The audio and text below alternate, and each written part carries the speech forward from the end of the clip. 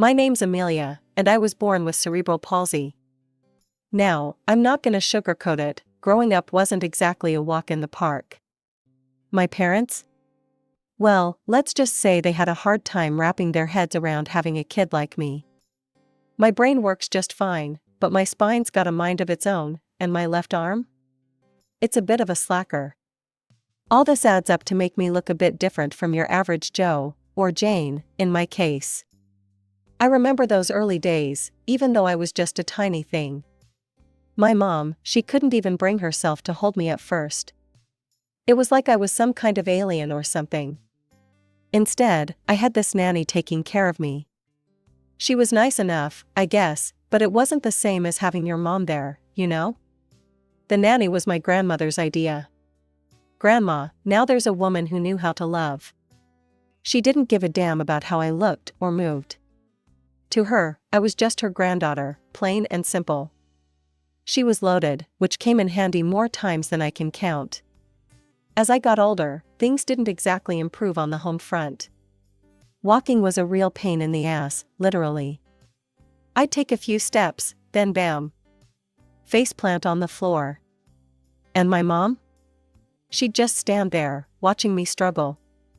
You need to learn to get up on your own, Amelia, she'd say, not even trying to hide the disgust in her voice. But I wasn't stupid. I knew she just didn't want to touch me. It was like I had cooties or something. Things really took a turn when I hit the big 0 to 5. Mom got pregnant again, and 9 months later, out pops my little sister. Talk about a golden child. This kid was everything I wasn't: cute, bouncy, and most importantly to my mom, normal. From that day on, it was like I'd become invisible. Mom was all about her new baby girl. She'd spend hours taking selfies with her, posting them all over social media. Look at my beautiful daughter, she'd write, and I'd think, what about me? Aren't I your daughter too? As I got older, things didn't exactly improve on the mobility front. Crutches became my constant companions, and on bad days, I'd roll around in a wheelchair. It wasn't ideal, but hey, you gotta work with what you've got, right? My mom would always come up with these excuses why I couldn't go out. Oh, Amelia, it's not safe for you in other people's houses, she'd say. Or, the shopping center isn't equipped for someone like you, sweetie. But I wasn't born yesterday. Even at that young age, I could see right through her bullshit. It wasn't about my safety or comfort, she was just embarrassed to be seen with me. God forbid her friends see her with her special daughter. So, my childhood became a never-ending cycle of 4 walls and a ceiling. While my sister got to experience the world, make friends, and create memories, I was stuck at home, watching life pass me by through the window. My parents didn't even try to hide the fact that they hated going anywhere with me. It was like I was some kind of burden they were forced to carry. When school time rolled around, you'd think things might change, right? Fat chance. Instead of sending me to a regular school where I might actually interact with kids my age, my parents insisted that Grandma foot the bill for a specialized school. It's for the best, Amelia, Dad would say, not quite meeting my eyes. You'll be with kids who understand you better. What he really meant was, we don't want you embarrassing us at a normal school. But hey, who needs social skills and diverse experiences, am I right? So off I went, every day, driven by a nanny Grandma hired. Don't get me wrong, the nanny was nice enough, but it wasn't the same as having your mom or dad drop you off, you know? Now, Grandma, she was a whole different story.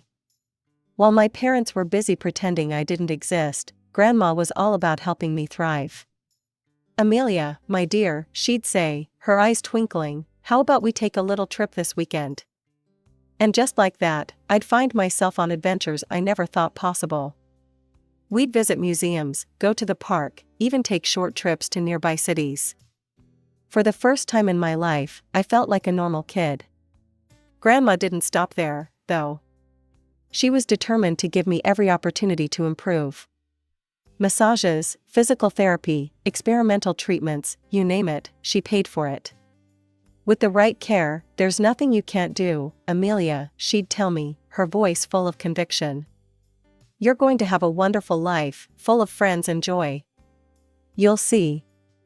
I remember this one time, after a particularly grueling therapy session, I was feeling pretty down on myself. Grandma noticed, of course, she always did. "What's wrong, sweetheart?" she asked, sitting down next to me. "Why bother with all this, Grandma?" I said, gesturing at my uncooperative body. "It's not like I'm ever going to be normal." She took my face in her hands, forcing me to look at her. "Amelia, listen to me. There's no such thing as normal. Everyone's got their own struggles, their own challenges. Yours are just a bit more visible, that's all.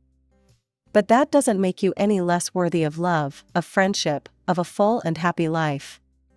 You hear me? That was Grandma for you. Always ready with a hug, a word of encouragement, or a surprise treat. She believed in me when no one else did, not even myself. And slowly but surely, I started to believe too. It was Grandma's birthday, and she dropped a bombshell on us. She wanted to celebrate at a fancy restaurant. Now, for most families, this wouldn't be a big deal. But for us? It was like she'd suggested we all go skydiving. The next day, Mom came into my room with a forced smile. "Amelia, honey, Grandma's having a birthday dinner at a restaurant. But you're not feeling well, right? It's probably best if you stay home." I knew the drill. I was supposed to nod and agree, be the good, understanding daughter. But something in me snapped. "Actually, Mom, I feel fine. I'd love to go to Grandma's dinner." The color drained from her face. "Oh, but the restaurant might not be accessible. And you know how tired you get. It's really better if you stay home." Before I could argue, the doorbell rang. Mom's eyes widened in panic. "That's Grandma. Quick, get in bed and pretend you're sick." But it was too late. Grandma bustled in, took one look at me sitting up in my wheelchair, and smiled knowingly. "There's my girl. All ready for dinner, I see." Mom started sputtering some excuse about me being ill, but Grandma wasn't having it. She walked right up to me, put her hand on my head, and declared, "Doesn't feel like a fever to me. Come on, Amelia, let's get you to that restaurant." And just like that, we were all piling into Grandma's car, me in my wheelchair, my sister in her frilly new dress, and my parents looking like they were headed to a funeral instead of a birthday celebration. The restaurant was buzzing when we arrived. I saw relatives I hadn't seen in years, and to my surprise, they seemed genuinely happy to see me. As we settled in for dinner, I couldn't help but notice how Mom positioned herself as far from me as possible. She was chatting and laughing with everyone else, but it was like I didn't exist. I tried my best to eat neatly, I really did. But sometimes my hand just doesn't cooperate, you know? I saw Mom wince every time I dropped food or made a mess. Grandma, bless her heart, didn't miss a beat. She helped me when I needed it, chatted with me like I was the most interesting person at the table, and made sure I was comfortable. At one point, she called out Mom. "Susan, why aren't you helping Amelia with her meal?" Mom's face flushed red. She quickly scooped up my sister and plastered on a fake smile.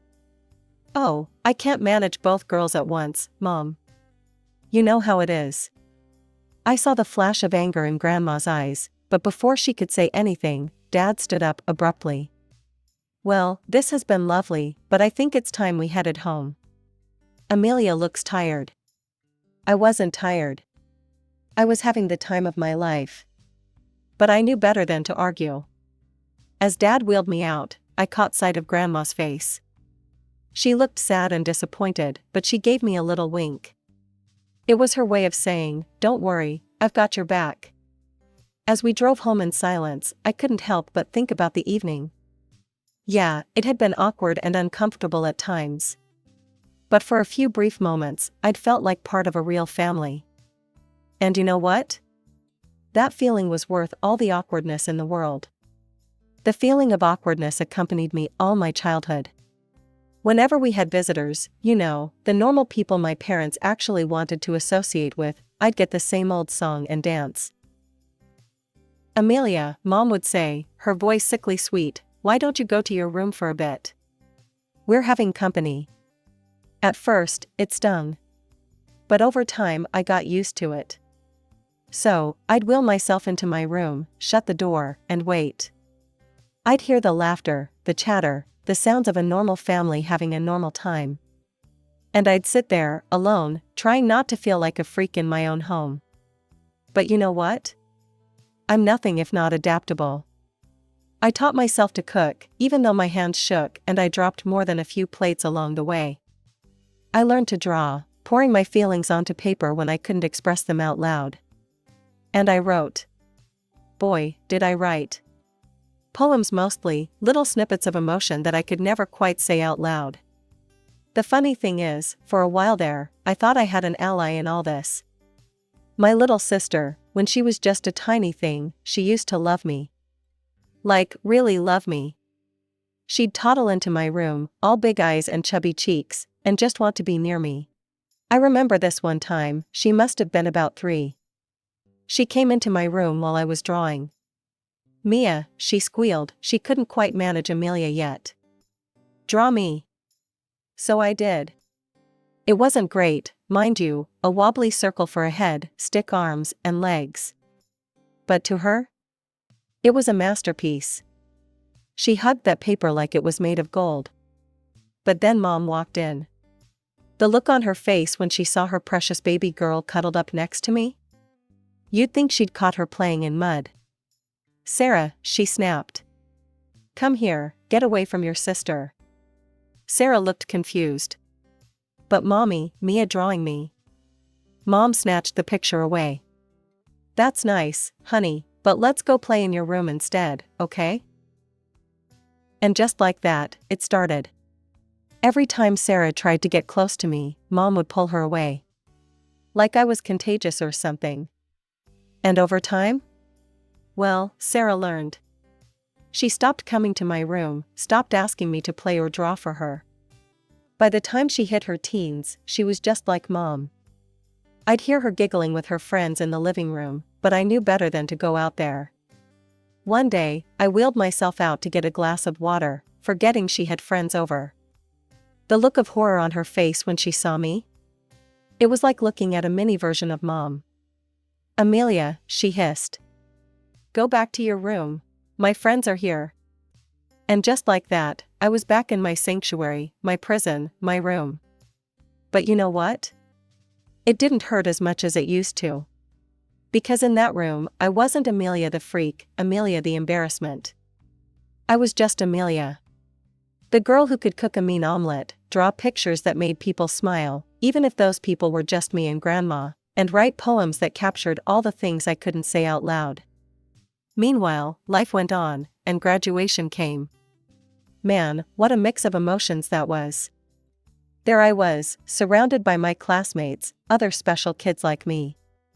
And you know what? For once, I felt normal. We were all different in our own ways, but here, in this moment, we were the same. Kids who'd made it despite the odds. I remember looking around at all the smiling faces, the proud parents, the teary-eyed teachers. And for a moment, just a moment, I let myself feel proud too. I'd done it. Despite everything, I'd actually done it. But then reality came crashing back. My eyes scanned the crowd, searching for familiar faces. Mom, Dad, Sarah? Nope, nope, and nope. They were probably sipping cocktails on some beach right about now, enjoying their much-needed family vacation. Funny how their idea of family never seemed to include me. But you know who was there? Grandma. Front and center, beaming like I'd just won the Nobel Prize or something. When they called my name, I swear her cheers were loud enough to shake the rafters. Fast forward a few months, and suddenly the house was buzzing with excitement. Mom and Dad's 20th wedding anniversary was coming up, and they'd decided to go all out. They were making a whole damn movie about their happy family life. I remember thinking, well, this should be interesting. For 2 weeks straight, it was like living in some bizarre reality show. We were dragged from location to location, the local entertainment center, some picturesque nature spot, even a yacht. Where'd they even get a yacht? We'd change clothes more times than I could count, pose for endless photos, record cheesy congratulations, and even sing songs. It was exhausting, but I'd be lying if I said it wasn't also kind of fun. For once, I was included. Sure, Mom would fuss about how to position my wheelchair so it looked natural, and Dad would get this pinched look on his face whenever the photographer had to take extra time to get me in the shot. But I was there. I was part of it. I even wrote a special poem for Mom and Dad. Spent weeks on it, actually. Agonized over every word, practicing in front of my mirror until I could recite it without stumbling. When it came time to record it, my heart was pounding so hard I thought it might burst out of my chest. Mom, Dad, I started, my voice shaky but determined. 20 years of love and life, of joy and strife.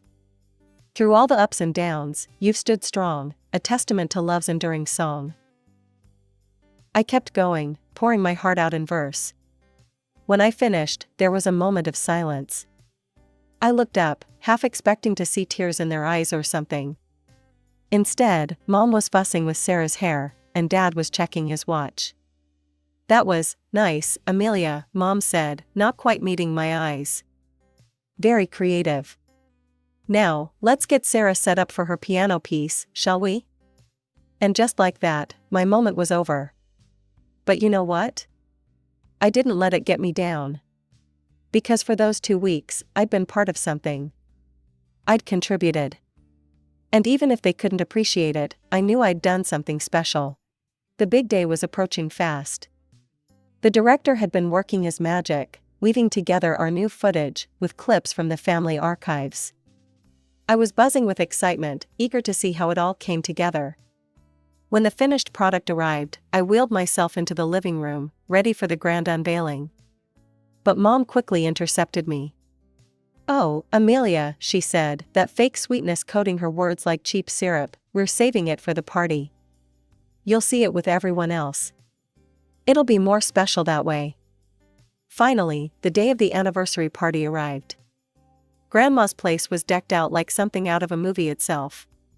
Her sprawling lawn had been transformed into an outdoor cinema, with plush pillows scattered across the grass for seating. As the sun began to set, casting a warm glow over everything, guests started to arrive. "All right, everyone," Dad called out, clinking his glass for attention. "If you'd all like to take a seat, we're about to start the show." There was a flurry of movement as people settled onto the pillows. I stayed in my wheelchair, parked next to Grandma. She gave my hand a squeeze as the movie began to play. The opening shot was of Mom and Dad on their wedding day. They looked so young, so happy. Mom's dress was beautiful, and Dad couldn't take his eyes off her. I felt a lump form in my throat.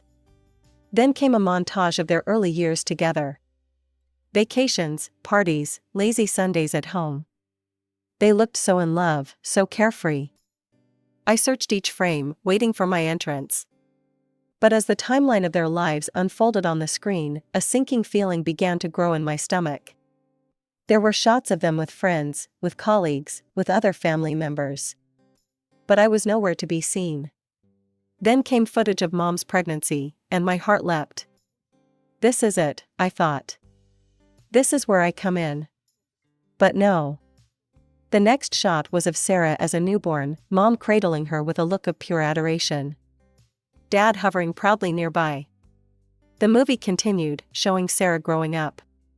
Her first steps, first day of school, dance recitals, family vacations. It was like watching a parallel universe where I didn't exist. Then came the footage from our recent shoots. I held my breath, waiting to see myself on screen. There was our family, singing and dancing, looking like the picture-perfect unit.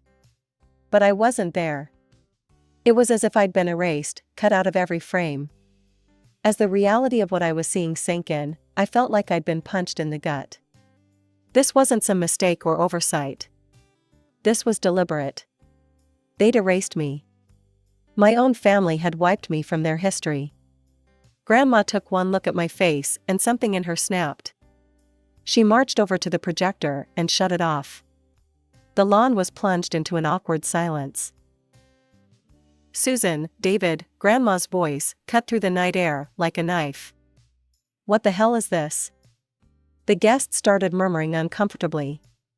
Dad stepped forward, trying to calm things down. Now, Mom, let's not make a scene. But Grandma was just getting started. Make a scene? You want to talk about making a scene? How about erasing your child from your family history? That's one hell of a scene if you ask me. Mom's face had gone pale. It's not like that, she stammered. The photographer said Amelia wasn't photogenic. We were just trying to put our best foot forward. Grandma let out a harsh laugh.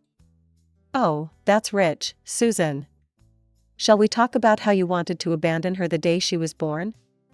How I had to promise financial support just to get you to keep your own child. Gasps rippled through the crowd. I felt like I was going to be sick. I've supported this family for years, Grandma continued. Paid for your vacations, your luxuries. All I asked was that you love your daughter. And you couldn't even do that. Suddenly, Sarah jumped up. Shut up, she screamed. Just shut up. Amelia's a cripple. She's embarrassing. I didn't want her in the video either. The silence that followed was deafening. I couldn't believe what I was hearing. My own sister. Grandma turned to my parents, her voice cold. Well done. You've raised one daughter to be just as intolerant as you are. Then she dropped the bombshell. You know what? I'm done. Amelia is now my sole heir. Every penny I have will go to her. Mom exploded. Are you insane? What does she need money for?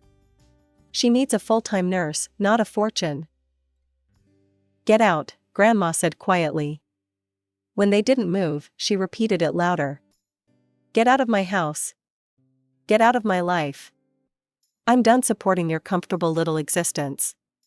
For a moment, nobody moved. Then Mom laughed nervously. Come on, Mom. You can't be serious. I've never been more serious in my life, Grandma cut her off. Leave. Now. And don't come back. It was like watching a train wreck in slow motion. My parents and Sarah, looking shell-shocked, gathered their things and left. Grandma slammed the door behind them with a finality that echoed across the lawn. As the dust settled, I became aware of movement around me. The guests, who had witnessed this whole ugly scene, were approaching me one by one. Aunt Karen hugged me tightly. Uncle Jim patted my shoulder awkwardly but sincerely. Even some of my parents' friends, people who had never so much as looked at me before, came up to express their support. So, there I was, suddenly living in Grandma's big house. Talk about a plot twist, right? It was like stepping into a whole new world, one where I wasn't a dirty little secret to be hidden away, but a person worthy of love and respect. About a week after the great family meltdown, that's what I started calling it in my head, Grandma sat me down for a chat. All right, Amelia, she said, that familiar twinkle in her eye. Let's talk about your future. What do you want to do with your life? I blinked at her, caught off guard. No one had ever really asked me that before. It was always assumed I'd just exist, I guess. Be taken care of. But never have dreams of my own. I don't know, I stammered. I never thought. Well, start thinking, Grandma said, not unkindly. The world's your oyster now, kiddo. What do you love doing? And just like that, it hit me. I love writing, I said, my voice growing stronger. And drawing. I want to create things, Grandma. Beautiful things.